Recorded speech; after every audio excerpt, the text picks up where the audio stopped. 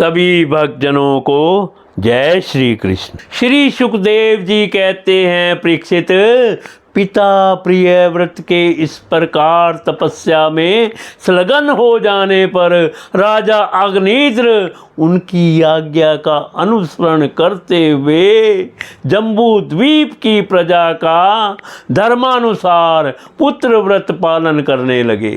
एक बार वे पितृलोक की कामना से सत्य पुत्र प्राप्ति के लिए पूजा की। सब सामग्री जुटाकर सुर सुंदरियों के क्रीड़ा स्थल मंदराचल की एक घाटी में गए और तपस्या में तत्पर होकर एकाग्रचित से प्रजापतियों के पति श्री ब्रह्मा जी की आराधना करने लगे। आदि देव भगवान ब्रह्मा जी ने उनकी अभिलाषा जान ली, अतः अपनी सभा की गायिका पूर्वचित नाम की अप्सरा को उनके पास भेज दिया। अग्निद्र जी के आश्रम के पास एक अति रमणीय उपवन था। वह अप्सरा उसी में विचरने लगी। उस उपवन में तरह तरह के सघन तरवरा की शाखाओं पर स्वर्ण लताएं फैली हुई थी।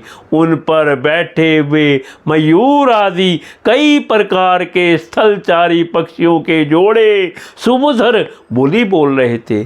उनकी षडशादी स्वर युक्त ध्वनि सुनकर सचेत हुए जल कुक्कुट, कार्णव एवं कलहंस आदि जल पक्षी भांति भांति से कूजने लगते थे। इससे वहाँ के कमल वन से सुशोभित निर्मल सरोवर गूंजने लगते थे। पूर्व चित्त की विलासपूर्ण सुललित गतिविधि और पाद्य विनाश की शैली से पद पद पर उसके चरणानुपुरों की झनकार हो उठती थी। उसकी मनोहर ध्वनि सुनकर राजकुमार अग्निद्र ने समय योग द्वारा मुदे हुए अपने कमल कली के समान सुंदर नेत्रों को कुछ कुछ खोल कर देखा तो पास ही उन्हें वह अप्सरा दिखाई दी।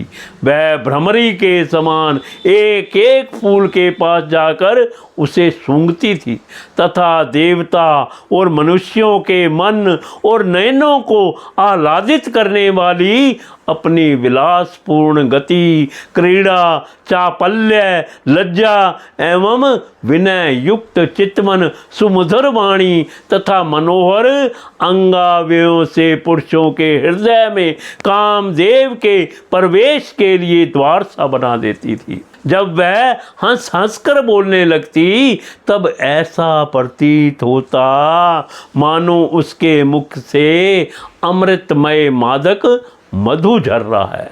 उसके निश्वास गंध से मदांत होकर और भौरे उसके मुख कमल को घेर लेते।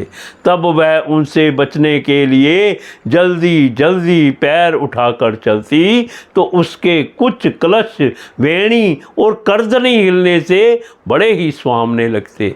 यह सब देखने से भगवान कामदेव को अग्निद्र के हृदय में प्रवेश करने का अवसर मिल गया और वे उनके अधीन होकर उसे प्रसन्न करने के लिए पागल की भांति इस प्रकार कहने लगे।